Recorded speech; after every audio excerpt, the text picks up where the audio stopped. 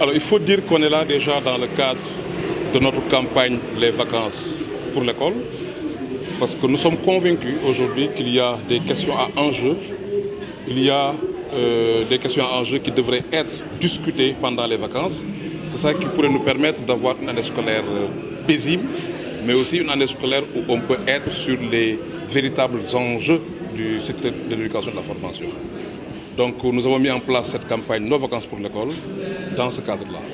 C'est un moment d'échange et de partage entre les différents acteurs, partenaires institutionnels, mais aussi les différentes familles d'acteurs, mais qui permet évidemment de construire des consensus, avoir des recommandations qui vont être portées à l'attention des décideurs.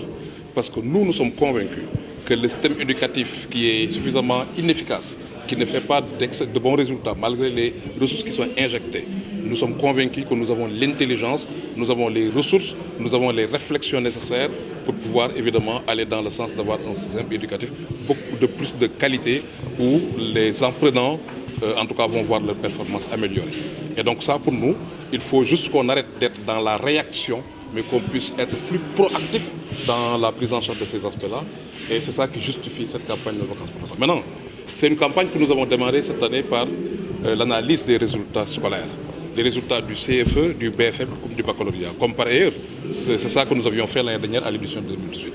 Nous considérons aujourd'hui qu'en mettant en place un groupe de travail de 7 personnes qui sont appuyées sur des résultats terrain à partir de nos antennes locales, mais aussi qui ont été suffisamment soutenus par des spécialistes, en tout cas de domaines différents, cela nous a permis de disposer de ce rapport qui va vous être transmis déjà. Et ce rapport confirme la médiocrité de notre système éducatif. Nous avons un système où on a chaque année près de 6 élèves sur 10 qui échouent. Cela devrait inquiéter tout le monde, cela devrait inquiéter les acteurs que nous sommes, les citoyens que nous sommes. Nous ne pouvons pas continuer, après les assises nationales de l'éducation et de la formation, à avoir une école de l'échec. Il nous faut travailler à faire en sorte que la réussite puisse être démocratisée, que chaque enfant ait la possibilité, à partir de son talent qui est détecté, de pouvoir réussir, en tout cas d'avoir ses performances améliorées. Ce n'est pas toujours le cas. Et nous considérons évidemment que nos enfants ne sont pas nuls, ils sont intelligents. Il faut simplement qu'on ait un système de guidance scolaire, un système d'orientation qui puisse permettre de détecter le talent qui dort en chacun de nos enfants. C'est ça qui nous permettra d'accompagner chacun d'entre eux et de faire en sorte que la réussite soit une réalité pour tous. Donc voilà ce qui ressort de ce rapport déjà en termes d'analyse. Mais ce rapport aussi fait une recommandation forte qui semble être appuyée par la salle, de par les interventions. La recommandation centrale, c'est qu'enfin qu'on puisse aller dans le sens d'organiser en tout cas une session, un moment de partage, un moment d'analyse des résultats scolaires. Donc il est important qu'on puisse aller dans ce sens-là pour pouvoir discuter ces résultats scolaires et voir la responsabilité de chacun d'entre nous, la responsabilité de chaque partenaire, le périmètre de responsabilité de chaque partenaire. C'est ça qui pourrait nous permettre enfin d'avoir des solutions à cela. Parce que, vous le savez, un système n'est performant que quand 80% au moins de ses apprenants maîtrisent 80% des enseignements d'apprentissage. Mais quand nous sommes à 30-40%, nous devons tous être inquiets.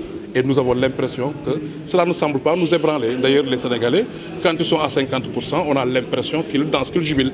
Donc nous devons être plus ambitieux que cela. Et donc voilà ce qui est interrogé aujourd'hui.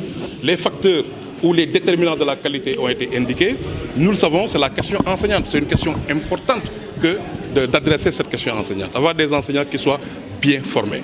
Nous ne pouvons pas accepter d'être, depuis cette réforme sur la durée de la formation, d'être dans une option d'avoir 9 mois de formation, une année scolaire, mais de constater que sur le terrain, les enseignants ne sont formés que pour 6 mois ou 7 mois. Nous pensons que les centres de formation existants, les enseignants qui doivent les encadrer étant là, nous devons travailler à ce que les dispositions soient prises pour qu'enfin les écoles de formation puissent ouvrir à partir d'octobre et fermer au moins au mois de juillet. Ça, c'est une question pour nous qui est majeure.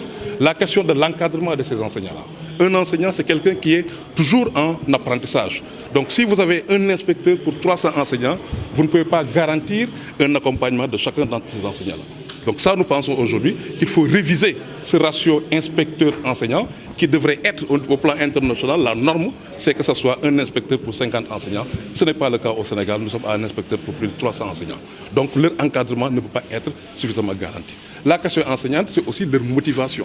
Leur motivation par rapport, évidemment, à tout ce qu'ils appellent la diligence dans le traitement de leur dossier. Ça, pour nous, c'est une question qui est fondamentale. La question de l'environnement des apprentissages aussi est un aspect essentiel. Vous ne pouvez pas faire de résultats si vous n'êtes pas dans un environnement approprié, un environnement propice où chaque enfant a les outils et les supports nécessaires. L'engagement des communautés, le suivi à domicile, c'est le secret en Asie. Donc aujourd'hui, il faudrait qu'on ait plus d'engagement de la part des communautés pour que le travail qui est fait par les enseignants puisse être prolongé à la maison, puisse être prolongé dans les villages et dans les quartiers. Donc au total, les résultats ne sont pas bons, ils sont encore médiocres.